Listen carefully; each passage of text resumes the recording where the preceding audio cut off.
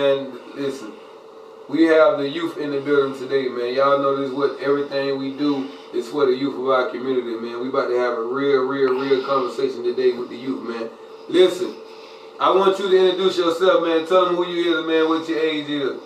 My name is Marcurian. Speaking to the mic. I told you speaking to the mic. My name is Marcurian. Whoa. First of all, it's the first time on the radio, y'all, so y'all bad with them. You need to open your mouth and speak clearly. You see how I'm speaking clearly? They can hear me. You need to speak the same way. My name is Marcurian Philip Zone Rogers, and I'm 14 years old. And I'm from Athens, Georgia. See, this is why it's so important. We got to teach our young men and our young ladies how to represent themselves, how to present themselves. You got to be able to open your mouth and speak so somebody can hear you. See, that's why it's so important. We're going to get to the nitty-gritty while you here. But tell the people who you is, though. I'm a 14-year-old kid that entered foster care abroad. Well, first of all, like I just told you, talk clearly, because you have a story that we need to get out. Listen to what I'm saying. You have a story that needs to get out. So speak clearly. I'm a 14-year-old. You're still not speaking clearly. I'm a 14-year-old kid from Athens, Georgia, and I entered foster care a year ago because I got took away from my auntie because they said that they were trying to take me from my mom because she wasn't doing the right things and that's pretty much my story. And I've been in foster care for a year. And you know what? It's so sad that we have kids that's actually in the system like that. And that's why it's so important that you care. And he's not up here by himself. We gonna bring the man that's responsible for bringing him up and all that kind of stuff. But it's about him. Like, I want to know as a kid that's in that system, like, how do you feel? Try not to think about it most days. Try to just forget that I'm in foster care. Speaking to the mic. Try to forget that I'm not in the foster care and just pray that I'll be out. Not think about it. Sometimes I like hiding my pain so I don't have to tell people about it. So that, and you telling people about it, like, are you embarrassed? No. Are you ashamed? No. I'm glad you said that, because you shouldn't be. So that's the correct answer. Because you did nothing wrong. You did absolutely nothing wrong. You're doing absolutely nothing wrong. Nothing wrong. And me as a father with 3 sons that don't communicate with me the way they need to communicate with me, to the point where they act like they're in your situation. And a lot of kids act like they're in your situation. And like you just said, I don't even want to say it. How do you deal with it?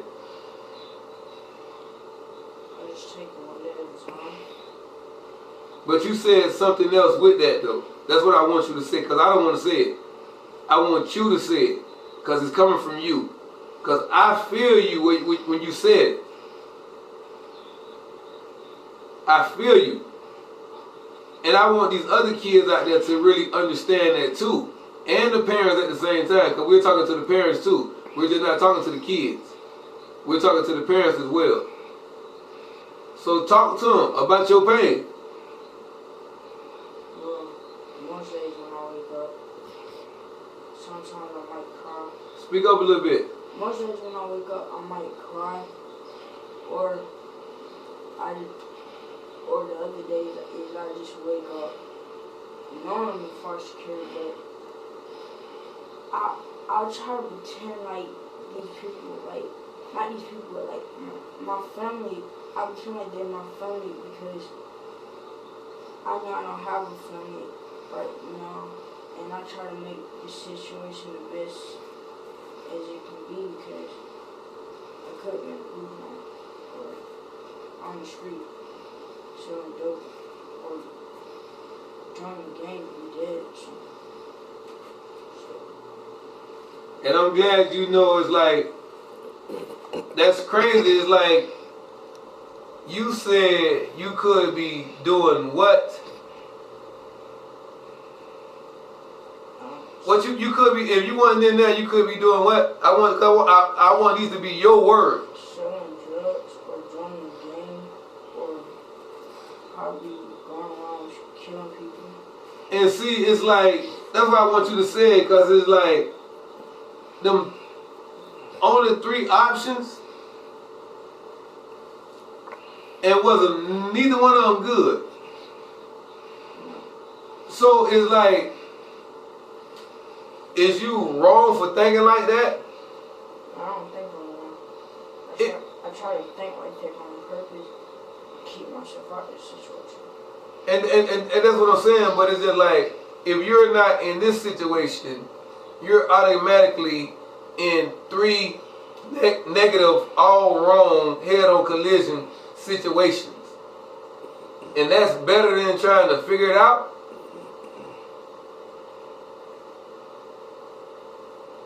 I'm asking because you said, and it's funny you said that because you're almost seem like 100 years younger than me. And it's almost like, that's the same mentality that we had. Either play ball, sell drugs.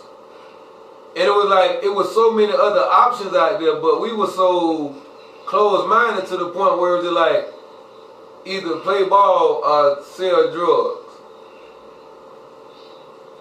And it was just like, these the only options. Playing ball, it is so much rewarding comes out of that, even if you don't make it to the next level. But you just being distracted, just doing that, keeps you out of a lot of things. Now, if you're not distracted doing this, that means you got to find something to do to get some money. And it's like, the first thing we say is something illegal versus, I'm going to go cut some grass and wash some cars. You didn't even say that. You didn't say, well, I'm going to try to go out here and figure out and try to be a hustler and get me some money. You don't have to sell drugs to get no money and be a hustler. See, we're so programmed that way. That's what we come in at with the mentorship and create radio shows, film companies, and other avenues, t-shirt companies, stuff like this. So you don't have to think about doing illegal activity. Oh, things ain't going right, I'm going to go to the trap. Outkast said it the best. Why you think they call it a trap? Because the trap, when you go down there, is like, the trap is basically like, you stand in the trap house and you basically like selling dope to people. You walking around on the street, like for like, no respect for the black crackheads. Like they don't know nobody. Like when they stand out on the street, homeless, ask for money and saying may God be with you, they could just be playing you and just trying to buy some dope or something like that because they don't have nothing else to do with their life. And most of them don't believe me. They just copy what other people do. Cause like they figure if he could do it, then I'll do it. But let me ask you this. Do you respect them same people though? Why? Because they're choosing to live a horrible lifestyle instead of a good one. But, so for that, you don't respect them? Well, I'm not going to necessarily say that. I don't respect their lifestyle. I don't respect the way they're living. Okay, see, that's a difference. That's why we're going with it. It's a difference. Because you don't have to like somebody. You don't have to know somebody. But you have to respect them from a distance. Because they have nothing to do with you. You want somebody to respect you at all times. Their life has nothing to do with your life. So it's not your job to be disrespectful. You don't have to like somebody, but just respect what they're doing over there. You don't have to be a part of that crowd. Like the conversation we had earlier about what? The game. You have to know what you're dealing with. Like I was saying, like all your friends throwing gang signs and you ain't throwing none. But the whole thing is, the generation now is all about followers. Everybody want to be a follower. You know what my mama, daddy, grandma, granddaddy, uncles, big cousin used to tell us? If we catch you following them other folks, we gonna whoop your ass. We wasn't raised to be followers. We was raised leaders, kings, and we was raised to be leaders. Now when you talking, what's your followers like? So now we have to be so more disciplined when it comes to y'all, even more hard on y'all, because y'all quick to follow and go that way. You how old? 14. My youngest son is 13. So y'all at the age right now where it's like, y'all can go either way. Whether you got your mama and your dad, it don't matter. Because y'all want to follow what's cool. Let me ask you this. What's cool to you? Staying in school and going to work and trying to make some out of yourself. Okay, let me ask you this. When you're talking to other kids and they ask you certain questions about your living arrangements, like I said, do you get embarrassed about it, or do you embrace it and then you try to put them on game? Like, what the conversation do you have with the other kids? Well, basically tell them what I'm in. I tell them I'm in foster care. They make fun of me, but I don't care because it's like Talking to the mic. I'm at the point where you could make fun of me and laugh at me all you want. It's just that they don't know like how it feels. So all I could do is just look at them and just pray for them because they could laugh at me all they want, but they know if they was in this predicament and I did the same thing to them, they won't feel so good. So I just think of them how they would feel if they was in this. Do y'all have them conversations, and that's what I'm saying, do y'all talk about that? Do you say, okay, well, come switch places with me? Yeah. Do you actually tell them that? Because that's what I tell my sons and the kids that act like they don't get it. Come switch places with a child like you, with a kid like you. That all you want to do is just, let me ask you this before I say that. What do you want out of life right now?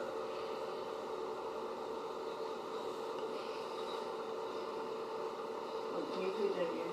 What do you want out of life right now? I want a good life. A life where I can educate myself and not be a dummy on the streets.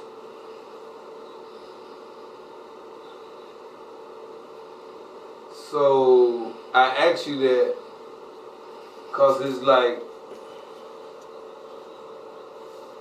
the love, the protection, the security. Like, you don't want none of that? Yes. That's what I'm asking you, because the kids that have that, they're the ones that picking on you because you don't have that. So that's why I'm asking you, what do you want out of life right now? Because that's what I'm saying, like, with my own kids, it's like, let's switch places. Y'all got all this love, all this protection and stuff like that. Let's go switch places with the kids that don't have it. That's why I asked you, like, what do you want out of life right now? Love and protection. I'm saying you don't want to, like, I've never been in that situation. Like, none of my kids, none of my cousins, so I don't know the ins and outs of it. I know it's a lot of horror stories that come with it. I know it's a lot of bad come with it. And I know it's a lot of good come with it at the same time too. But you're going to hear more about the bad than the good. So that's why I'm asking you, what do you want out of life right now? Love and family.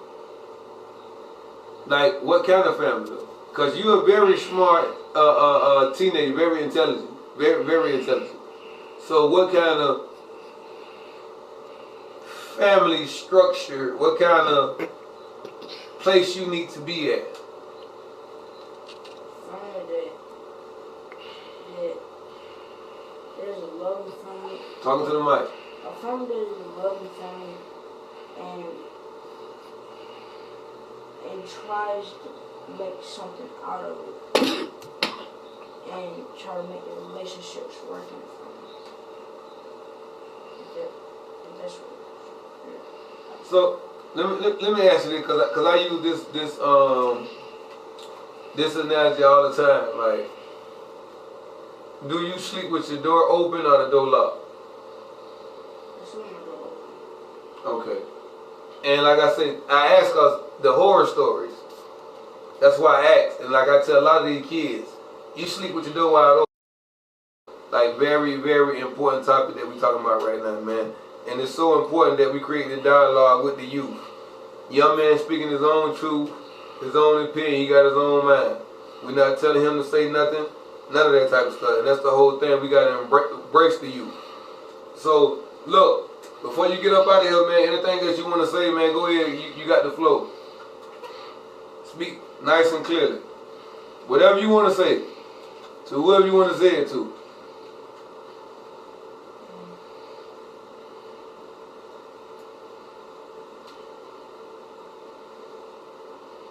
You can take time, man. You think about whatever you want to, however you want to say it, whatever. Because it's all about you. I just want you to always understand something. Anytime you see me, it's always love. I got you. If I see you across the world, you see me, holla at me. I'm going to be the same person, whether I'm here or whether I'm over there. If you see me eating, you sit down and eat. That's it. It's real simple. Same way you meet me now, same way you're going to meet me tomorrow. So I want you to always feel like you can holler at me.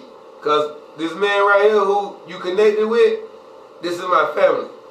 He's not going to bring around nobody that's going to be trouble. That's why he told you outside. He gave you the rundown outside. That's to let you know. Anybody bring you around, what that shirt on your, what that say on your shirt? Say King. You got to say that louder than that. You say King? No, you got to say that louder than that because you got to make a statement when you say that. It say King. What does that mean to you?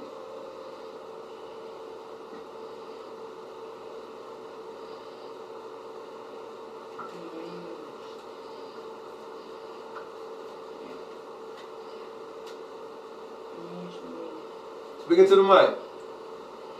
It means to me that everybody can be a king if they choose to be. But what does it mean to you? What does the word king mean to you? It means that I'm a king in my own way. See, that's the thing we want y'all to understand. Learn what these words mean. Words are powerful. You learn this in nursery. Sticks and stones may break my bones, but what? You don't know the nursery rhyme? No, I forgot that one. I'm 100 years old, and y'all millennials, y'all new, y'all newbies, y'all ain't no millennials, y'all new ones. The cat in the hat, y'all don't study, but I'm gonna let that slide. I'm gonna let that slide. Words are so powerful. What we're doing right now is words. These are so powerful, so powerful. So anything that you want to say, you use your words, use your power. That king, that word king is so powerful. When somebody sees that word, they're going to embrace that word. They're going to ask a question about that word. Because that's so powerful. So you got to understand what words are. Words are power. Words are weapons. Don't you know you can hurt somebody more with words nowadays than with a weapon? Yes. You put something on Twitter, you can lose your job. Out of there.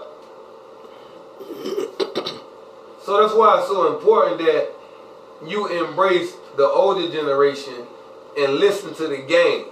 Cause guess what? I definitely was a 14-year-old hardhead. Same thing. So why you ain't gonna listen to us? If we made it past being a 14-year-old hardhead, we the perfect people to listen to. We been through the fire already. We can't even prepare. You should look at an old man and be like, I want to be like this old man. I want to be able to talk about my knees and my back hurting. And I've been on my job 60 years and these grandkids. That's gangster. But running around being a hardhead, ain't nothing gangster about that. But you say you on gang, right? So can we make a promise? Can we gonna keep it like that, right? No affiliation, no none of that.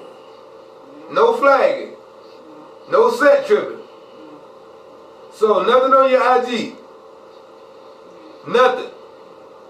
Like I told you earlier, but you still gotta watch the company that you keep. Just because you're not banging, don't think this little boy we're trying to befriend you ain't. If you see him even playing throwing up a set, there's consequences behind that. They just did a big movie where the boy was on the school bus playing. They made him stop the school bus, and the dudes he was really on that. And what they did, got on the bus. Grown men got on the bus with kids and told them, boy, listen, if you ain't on that, stop playing like that. Because we don't play like that. So that's why I'm telling you and warning you. If you don't do it, stay away from it. Stay away from it. And I'm going to ask you this one more question. What is cool to you? Cool to me is that. You got to speak up, talking to the mic. Cool is to me is someone that you can look up to, that is a good influence on your life, so when you grow up, you can know what to do and how to do it and be a man. Okay, let me ask you this. This is the last question. Mentorship. What does that mean to you? Having a mentor in your life. I want you to talk clearly now. It means having a mentor in my life means that I have someone to depend on and to look up to, and for him to show me